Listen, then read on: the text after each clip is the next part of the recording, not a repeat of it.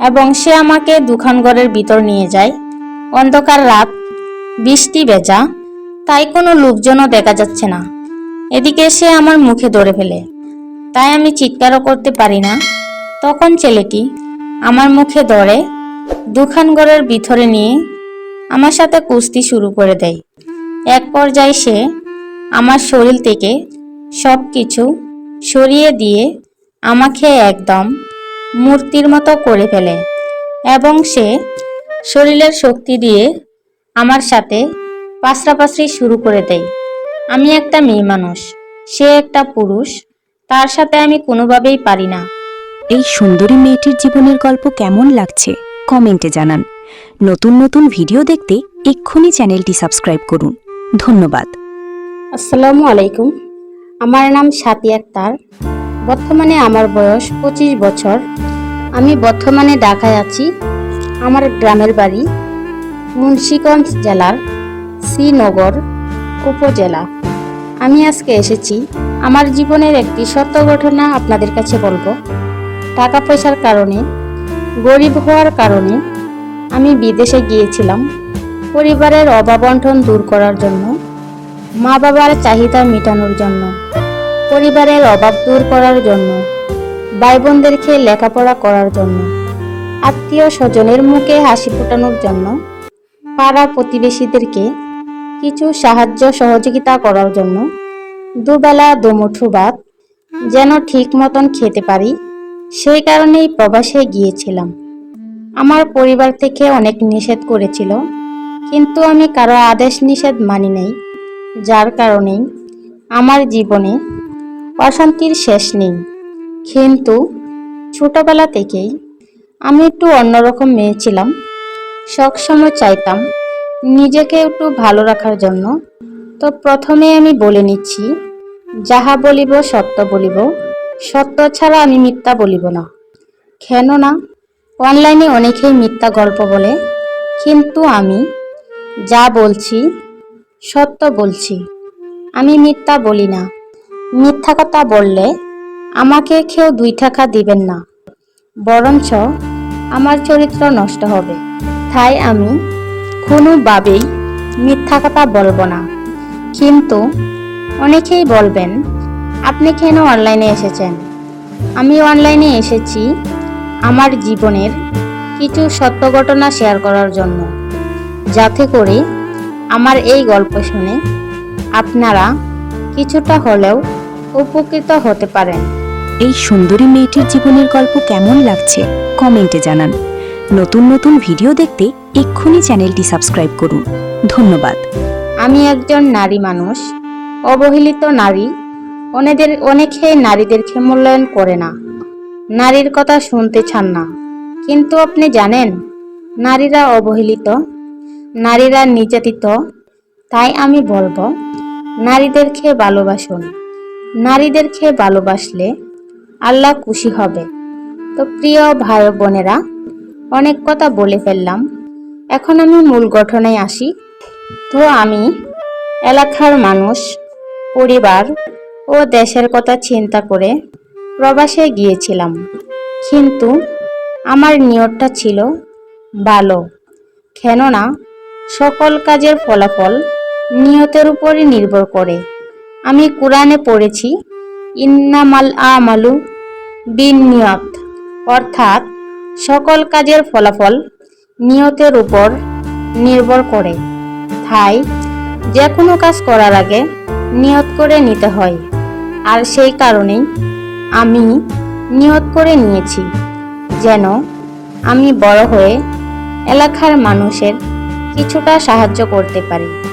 এখন অনেকেই বলবেন, আপনি একজন মেয়ে মানুষ, আপনি থাকবেন ঘরের ভিতর, আপনি কিভাবে সহযোগিতা করবেন?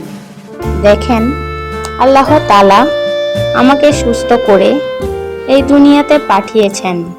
সুস্থ অবস্থায় থেকে যদি আমি আপনাদেরকে কিছুটা সহযোগিতা করতে পারি, সেটা আমার কাছে অনেক ভালো লাগবে। তাই আশা করব অবহেলা না করে আমার এই কথাগুলো আপনারা শুনে যাবেন। সবার কথা না শুনে আমি নিজেই প্রবাসে চলে গেলাম। অনেক স্বপ্ন আর অনেক আশা নিয়ে, কিন্তু আমার এই স্বপ্ন পূরণ হলো না। কেননা যেরকম চিন্তা করেছিলাম বিদেশে গিয়ে তা কোনো কিছুই বুঝলাম না। বিদেশে সম্পূর্ণ উল্টা। বাংলাদেশে আমি ঢাকা শহরে বিভিন্ন মানুষের বাসায় কাজ করেছি, কিন্তু ঢাকার মানুষ, আমাদের দেশের মানুষ অনেক ভালো, অন্যান্য দেশের মানুষ খুবই খারাপ। সেই কারণেই আমি বলবো, বাংলাদেশের থেকে যে কোনো একটা কাজ করার চেষ্টা করুন। দেশে যদি কাজ করতে পারেন তাহলে বিদেশে যাওয়ার প্রয়োজন নেই। বিদেশে আপনার জন্য কেউ টাকা ফালায় রাখেন। ঢাকা শহরে আমি যখন মানুষের বাসায় কাজ করতাম, তখন মালিকেরা অনেক সময় না খেয়ে থাকলে আমাকে অনেক হেল্প করতো, খাবার দাবারের কথা জিজ্ঞেস করতো। কিন্তু বিদেশে গিয়ে এরকম পেলাম না। কেউ আমাকে জিজ্ঞাসাও করে না যে আমি খেয়েছি কিনা, গোসল করেছি কিনা, ঔষধ খেয়েছি কিনা, এরকম কেউই চিন্তা ভাবনা করে না। কিন্তু আবার তারা অনেক কাজ করা এবং সঠিকভাবে কাজ করতে না পারলে বিভিন্নভাবে নির্যাতন করে। এই সুন্দরী মেয়েটির জীবনের গল্প কেমন লাগছে কমেন্টে জানান। নতুন নতুন ভিডিও দেখতে এক্ষুনি চ্যানেলটি সাবস্ক্রাইব করুন। ধন্যবাদ। আমাকে এমন নির্যাতন করেছিল, আমি প্রায় মৃত্যুর মুখেই চলে গিয়েছিলাম এবং আমাকে বিভিন্নভাবে হয়রানি করার চেষ্টা করত। এতে করে আমি চিন্তা করতাম, আমাদের দেশেই তো ভালো ছিল, কেন আমি এদেশে এসেছিলাম। তখন আমি মনে মনে ভাবতাম, বাংলাদেশে না খেয়ে থাকলেও ভালো ছিল, কেন যে আমি প্রবাসে এসেছিলাম। তারপর চিন্তা করলাম, আমি আর বিদেশে থাকবো না, আমি দেশে চলে যাব। তাই আমি বিদেশ ছেড়ে দেশে চলে আসলাম। কিন্তু দেশে আসার পর আমাকে আর কেউ ভালোবাসে না, সবাই আমাকে অবহেলা করে। কেননা আমি অনেক টাকা পয়সা নষ্ট করে ফেলেছি। তারা আমাকে যেতে নিষেধ করেছিল, তারপরেও আমি গিয়েছিলাম। তাদের কথা না শুনে আমি অনেক বিপদেই পড়েছি। এখন আমার পরিবার আমাকে কিছু দিতে চায় না এবং পরিবারে আমাকে মেনে নিতে চায় না, যে তুই আমাদের কথা শুনিসনি, তোর সাথে আমাদের কোনো কালেকশন নেই। তাই আমি অবহেলিত হয়ে ঢাকায় চলে যাই এবং সেখানে গিয়ে আবার একটা গার্মেন্টসে চাকরি নেই। কিন্তু গার্মেন্টসে চাকরি করতে করতে হঠাৎ আমার বিয়ে হয়। আমার স্বামী প্রতিবন্ধী, তারপরেও আমি তাকে বিয়ে করেছি। কেননা আমি অত্যন্ত গরিব, আমাকে তো আর ভালো মানুষে বিয়ে করবে না। সেই কারণেই প্রতিবন্ধীকে আমি বিয়ে করি। প্রতিবন্ধীকে বিয়ে করে স্বামীকে সেবা যত্ন করি, আদর যত্ন করি এবং তারপর তাকে গোসল করে দিই। এভাবে সেবা যত্ন করে আমাদের সুখের সংসার চলছিল। আমার স্বামী প্রতিবন্ধী হলেও খুবই ভালো, আমাকে অনেক ভালোবাসে, আমিও তাকে অনেক ভালোবাসি। আমার পরিবার আমাকে মেনে নেয়নি, তাতে কি হয়েছে? আমার স্বামী আমাকে বোঝায় যে দেখো, তুমি যেহেতু ভুল করে ফেলেছিলে, কিছুদিন ধৈর্য ধরো, তাহলে দেখবে আবার ঠিক হয়ে যাবে। তখন আমার স্বামীর কথা মতো ধৈর্য ধরে রইলাম এবং আমার স্বামীকে নিয়ে আমি খুবই গর্বিত। আমি মনে করি আমার স্বামী পৃথিবীর সবচেয়ে ভালো স্বামী। এমন স্বামী যদি প্রত্যেকটি ঘরে ঘরে থাকতো, তাহলে ঝগড়াঝাঁটি, মারামারি, কাটাকাটি এগুলো কিছুই হতো না। প্রত্যেকটি সংসার সুখের হতো। আমার নাম রুজিনা, আমার বাড়ি কিশোরগঞ্জ জেলার কঠিয়াদি উপজেলা। আমার বাবা একজন সাধারণ কৃষক। আমার বয়স 16 বছর। বয়স 16 হলেও দেখলে মনে হবে 12 বছর এবং আমার ব্রেনও তত বেশি ভালো না। মা বাবা লেখাপড়া করার জন্য অনেক চেষ্টা করে, কিন্তু আমার লেখাপড়া ভালো লাগে না। সারাদিন দুষ্টামি করতেই আমার ভালো লাগে। মানুষের বাসা থেকে, প্রতিবেশীর বাড়ি থেকে আম চুরি করে খাওয়া, বড়ই চুরি করে খাওয়া, পেয়ারা চুরি করে খাওয়া আমার খুব ভালো লাগে। এর জন্য আমাকে অনেক শাসন করে, কিন্তু তারপরেও আমি এগুলো ছাড়তে পারি না। অনেক দিনের অভ্যাস, হঠাৎ করে কি আর ছাড়া যায়? তাই আমি ছাড়তে পারি না। তাই আপনাদের সামনে আজকে আমার গোপন কথা, একটি ছোট্ট ঘটনা আপনাদের কাছে বলতে এসেছি। আমার বাবা খুবই গরিব, যার কারণে ঠিক মতন বাজার সদাই করতে পারে না। তাই আমি বিভিন্ন জায়গা থেকে লতা টুকিয়ে, মুখি টুকিয়ে, প্রচুর ডাক এনে মানুষের বাড়িতে কাজ করে, মানুষের ক্ষেতে মরিচ তুলে, আলু তুলে, মূলা তুলে, বিভিন্ন ধরনের সবজি বাড়িতে নিয়ে আসি। এতে করে পরিবারে অনেকটা সহযোগিতা হয়। কি করব, গরিব মানুষ, যাই পারি তাই করি। এই তো সেদিন 3-4 দিন আগে যে বৃষ্টি হয়েছিল, আমাদের এখানে প্রচণ্ড বৃষ্টি হয়। এই বৃষ্টির মধ্যে আমি মাছ ধরতে ভালোবাসি। এই সুন্দরী মেয়েটির জীবনের গল্প কেমন লাগছে কমেন্টে জানান। নতুন নতুন ভিডিও দেখতে এক্ষুনি চ্যানেলটি সাবস্ক্রাইব করুন। ধন্যবাদ।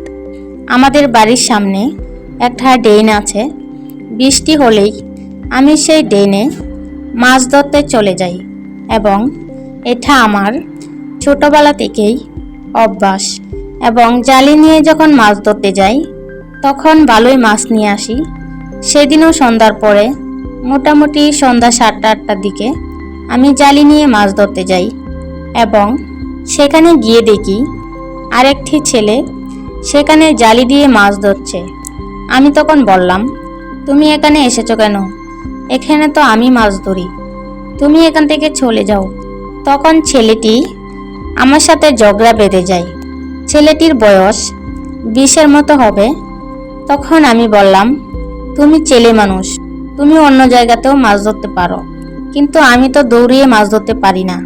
তাই তুমি আমাকে এই জায়গাটা দিয়ে দাও, আমি এখানে রেগুলার মাছ ধরি। তখন ছেলেটা বলল, তাই নাকি? তুমি যেভাবে বলছো মনে হয় তোমার এই জায়গাটা কাওলা করা। তখন আমি বললাম, দেখো, আমি কিন্তু কথাটা এভাবে বলিনি। আমি এই বাড়ির মেয়ে। এটা আমাদের বাড়ির সামনের রাস্তা, সরকারি রাস্তা, কিন্তু এই ড্রেনের মধ্যে আমি সবসময় মাছ ধরি। এটা আশেপাশের সকলেই জানে। এখন তুমি হঠাৎ করে এসে এখানে জালি ফেতেছ, তুমি এখান থেকে চলে যাও, না হলে আমি মা বাবাকে ডাকবো। তখন ছেলেটি বলে, তাই নাকি? ঠিক আছে, ডাকো তোমার মা বাবাকে, দেখি তোমার মা বাবা আমাকে কি করে। তখন তার সাথে ঝগড়া বেঁধে গেল। এক পর্যায়ে আমি যখন চিৎকার করব, তখন সে আমার কাছে এসে আমার মুখে ধরে ফেলে এবং আমাকে ওখান থেকে একটু দূরে নিয়ে যায়। পাশে একটা দোকান ছিল, ওই দোকানটা খালি ছিল, এবং সে আমাকে দোকানঘরের ভিতর নিয়ে যায়। অন্ধকার রাত, বৃষ্টি ভেজা, তাই কোনো লোকজনও দেখা যাচ্ছে না। এদিকে সে আমার মুখে ধরে ফেলে, তাই আমি চিৎকারও করতে পারি না।